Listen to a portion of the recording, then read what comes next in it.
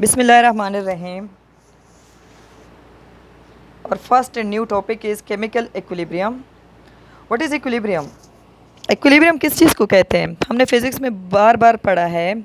Equilibrium हम उस state को कहते हैं जब आप टू अपोजिट फोर्सेस या टू और मोर देन टू फोर्सेस आप एक बॉडी पे एग्जर्ट करते हैं, लेकिन उसका नेट फोर्स जो है वो ज़ीरो आ जाए, मतलब बॉडी पे कोई असर नहीं होता, तो हम उसको कहते हैं इक्विलिब्रियम.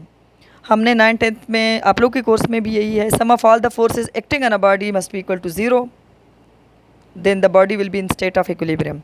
Second condition है equilibrium की, the sum of all the torque acting on a body is equal to zero. This is also in state of equilibrium.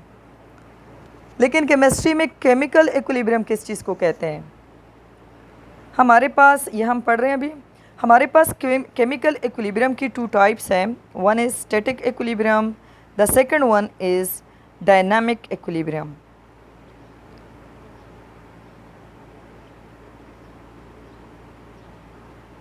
Okay.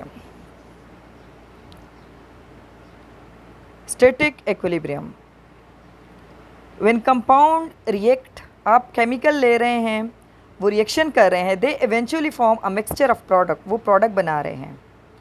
And unreacted reactant, कुछ रिएक्टेंट जो है वो अनरिएक्टेड फॉर्म में रह जाते हैं. इस कॉल्ड डायनेमिक इक्विलिब्रियम. एक डायनेमिक इक्विलिब्रियम में कुछ प्रोडक्ट बन जाते हैं और कुछ रिएक्शन जो है वो अनरिएक्टेड रह जाते हैं.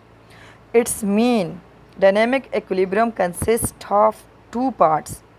Dynamic equilibrium consists of forward reaction in which substances react to give products. Substances reaction करते हैं, product बनाते हैं. Usually reactions में ऐसे ही होता है. And a reverse reaction in which product react to give the original reactant.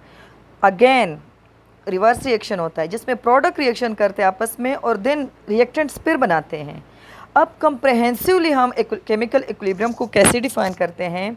It is a state reached by a reaction mixture when the rate of forward and reverse reactions have become equal. ये वो state है equilibrium का, वो state है reactions का जिसमें product formation का rate और रिएक्टेंट फॉर्मेशन का रेट इक्वल हो जाए, फॉरवर्ड रिएक्शन इक्वल हो जाए रिवर्स रिएक्शन के. केमिकल इक्विलिब्रियम में शर्त लागू हो गया कि आपके पास रिएक्शन जो होगा वो रिवर्सेबल रिएक्शन होगा.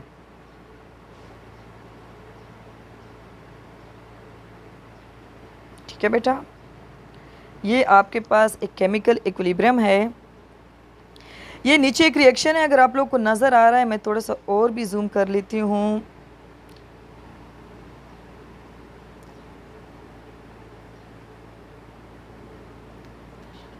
आयरन है +3 स्टेट में और CNS है माइनस स्टेट में. रिएक्शंस करते हैं FeCNS. कंपाउंड और मालिक्यूल से मुझे गर्ज नहीं है. ये दरमियान में एरो जो है इट शोज़ केमिकल इक्विलिब्रियम, ये इक्विलिब्रियम शो करते हैं. ये देखें, ये अपर एरो है जिसका एरो हेड जो है वो कंप्लीट नहीं है, हाफ एरो हेड है. ये प्रोडक्ट फॉर्मेशन शो करता है. ये नीचे वाली एरो जो है ये अगेन जो है रिएक्टेंट फॉर्मेशन जो है वो शो करता है, वो भी हाफ हेडेड है. मतलब ये है कि आपका जो केमिकल इक्विलिब्रियम होगा उसमें प्रोडक्ट फॉर्मेशन भी है, उसमें जो है हमारे पास रिएक्टेंट फॉर्मेशन भी है. ठीक है बेटा.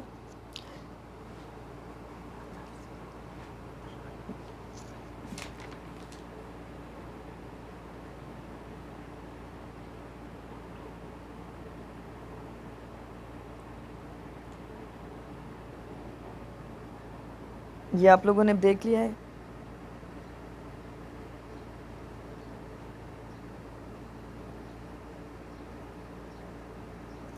ये आपके पास केमिकल इक्विलिब्रियम है, आप चेक करें किस बिहाफ पे ये आप लोगों को केमिकल इक्विलिब्रियम लग रहा है. अच्छा, डिस्कस करते हैं इसे.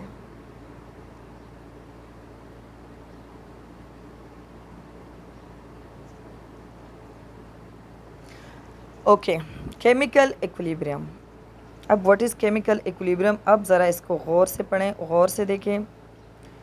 If the opposing force involve only chemical changes, अगर केमिकल चेंजेस सिर्फ इन्वॉल्व हो, that is the opposing forces are chemical reaction. वो अपोजिंग फोर्सेस क्या हो? वो केमिकल रिएक्शन हो.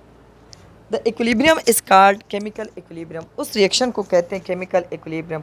आपने केमिकल्स ली है, उस पे अपोजिंग फोर्सेस एक्ट कर रहे हैं, और वो अपोजिंग फोर्सेस क्या चीज़ है? वो अपोजिंग फोर्सेस केमिकल रिएक्शन है। मतलब आपने रिएजेंट्स लिए हैं, उनमें केमिकल रिएक्शन हो रहा है और उसका रेट इक्वल हो जाए आपके पास, इस रिएक्शन को हम कहते हैं कि ये केमिकल इक्विलिब्रियम स्टेट में है। केमिकल इक्विलिब्रियम स्टेट में शराइत है, कुछ कंडीशंस हैं। उसमें टू रिएक्शंस होते हैं, one is reversible reaction, reversible reaction है उसमें। मतलब ये है कि इसमें फॉरवर्ड रिएक्शन भी होता है और इसमें रिवर्स रिएक्शन भी होता है। फिर रिवर्सिबल रिएक्शन होता है तो दूसरा क्या होता है? दूसरा जो है वो इररिवर्सिबल रिएक्शन होता है। अब डिफरेंस क्या है? रिवर्सिबल रिएक्शन की हम बार बार जिक्र कर रहे हैं, for product formation, reactant formation है। तो इररिवर्सिबल क्या है? फ़र्क ज़रा जानिए।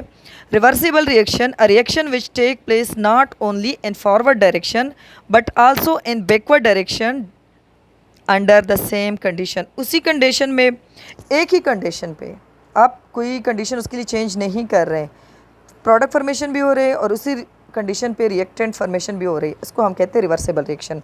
Proceed both in forward and backward direction, और इसको हम शो करते हैं डबल एरो से। अब व्हाट इज़ इररिवर्सिबल रिएक्शन, ताकि फ़र्क का भी कुछ पता हो ना। A reaction which can not take place in the reverse reaction direction, that is the product form do not react to give back the same reactant under same condition। For example जो reactions भी दे रही हूँ मैं। अब फ़र्क क्या है?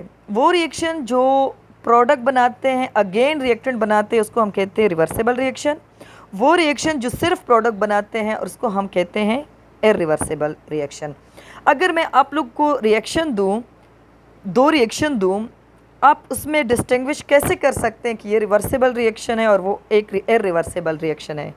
आप फ़र्क इस तरह कर सकते हैं, अगर किसी रिएक्शन के रिएक्टेंट और प्रोडक्ट में डबल एरो हो और डबल एरो हाफ हेडेड हो तो वो रिवर्सिबल रिएक्शन है। और अगर किसी रिएक्शन में रिएक्टेंट और प्रोडक्ट में आपके पास सिंपल एरो हो, उस रिएक्शन को हम कहते हैं irreversible reaction.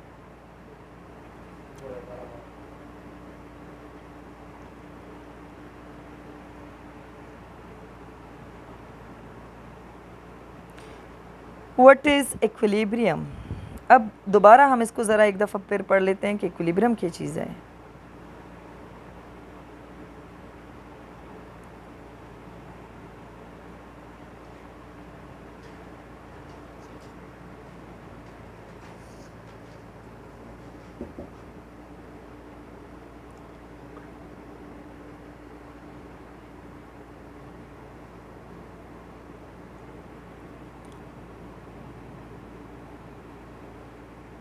What is equilibrium question है ना। अब दोबारा इसकी हम दोबारा से पढ़ लेते हैं, इसको एक दफ़ा रिवाइज कर लेते हैं।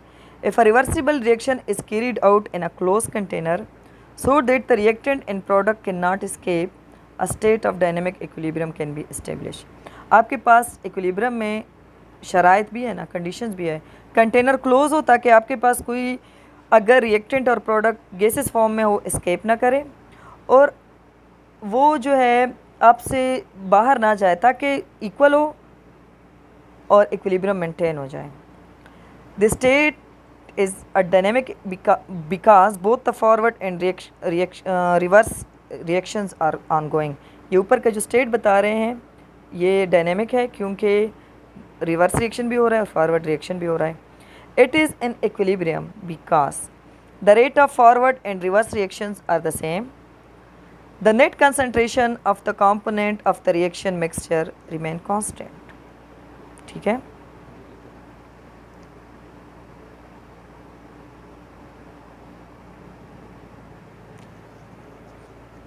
केमिकल इक्विलिब्रियम, केमिकल इक्विलिब्रियम किस चीज़ को कहते हैं? दोबारा से इसको हम एक दफ़ा पढ़ रहे हैं। Fundamentals of dynamic equilibrium, chemical equilibrium क्या चीज़ है? फंडामेंटल्स क्या है? बेसिक क्या चीज़ है? It does not show any visible change. आपके पास प्रोडक्ट बन रहे हैं, आपके पास रिएक्टेंट बन रहा है, कोई आपको नज़र नहीं आ रहा है, इससे चेंजेस नहीं आ रहे। इट रीचेज़ थ्रू स्पॉन्टेनियस चेंज, और स्पॉन्टेनियस चेंज आ रही है। आप कोई उसको फोर्स नहीं दे रहे, आप उसको कोई हीट नहीं दे रहे, आप उस पर कोई प्रेशर एग्जर्ट नहीं कर रहे, आप उसके दरमियान में से कोई कैटलिस्ट ऐड नहीं कर रहे, खुद बहुत हो रहा है। तो ये जो स्पॉन्टेनियस चेंज है। Forward and reverse reaction take place continuously. Forward और रिवर्स रिएक्शन जो है वो कंटिन्यूसली हो रहे हैं, खुद बहुत हो रहे हैं। It must be in a close system. Temperature must be kept constant through equilibrium. Temperature भी कांस्टेंट हो। सेकेंडली इसमें एक होमोजीनियस और हेट्रोजीनियस फेज़ भी आ रहा है। अगर आपके पास रिएक्टेंट जो है वो एक ही फेज़ में हो, मतलब हमारे पास 3 स्टेट ऑफ मैटर है, सॉलिड, लिक्विड एंड गैस। अगर सॉलिड में रिएक्टेंट है और सॉलिड में प्रोडक्ट है तो होमोजीनियस है। सॉलिड में गैसेस भी रिएक्टेंट गैसेस में है और प्रोडक्ट गैसेस में तो भी हम होमोजीनियस है। रिएक्टेंट लिक्विड्स में है और प्रोडक्ट गैस लिक्विड में है तो भी होमोजीनियस है। लेकिन अगर आपके रिएक्टेंट्स और प्रोडक्ट्स के स्टेट्स में, उसके फेजेस में चेंजेस हो, कुछ जो है लिक्विड में और कुछ सॉलिड में हो, तो ये हेट्रोजीनियस फेज़ है।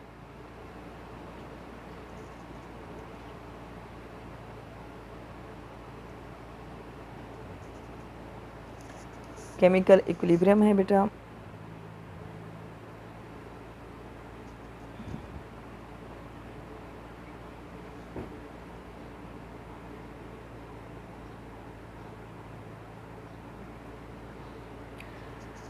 केमिकल इक्विलिब्रियम ये देखें आप लोग, रिएक्शंस जो है N2O4 है, NO2 है। अच्छा, एक केमिकल इक्विलिब्रियम होता है, एक फिज़िकल इक्विलिब्रियम होता है। फिज़िकल इक्विलिब्रियम ये होता है, मैं आप लोग को बताती चलूँ, मैंने अपने पास अपने नोट्स में लिखा हुआ है।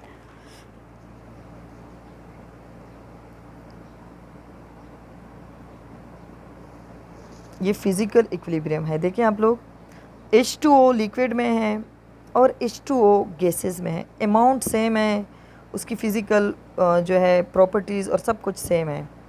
लेकिन केमिकल इक्विलिब्रियम देखें, N2O4 गैसेस में है, NO2 गैस है। अब देखो ये केमिकली कैसी इक्विलिब्रियम है। N2 नाइट्रोजन 2 है, उधर पे 2N है, नाइट्रोजन 2 है। यहाँ पर ऑक्सीजन 4 है, वहाँ पे भी ऑक्सीजन 4 है, क्योंकि 2 इसके मालिक्यूल और 2 इसके नीचे मोल्स, नीचे 2 मालिक्यूल्स और साइड में 2 मोल्स। ऑक्सीजन 4 है, यहाँ पर ऑक्सीजन 4 है, यहाँ पर नाइट्रोजन 2 है, यहाँ पर नाइट्रोजन 2 है। इसको हम कहते हैं केमिकल इक्विलिब्रियम। ये मैंने जो नोट्स बनाए हैं इसको भी मैं आप लोग के साथ शेयर करूं और आप लोग इसको अगर चाहो, बल्कि आप इसको मस्ट चाहो, इसको अपने साथ उतारो अपने कॉपीज़ में, ताकि जो आज पढ़ लो तो वो आप लोग को कुछ समझ भी आ जाए। ठीक है बेटा।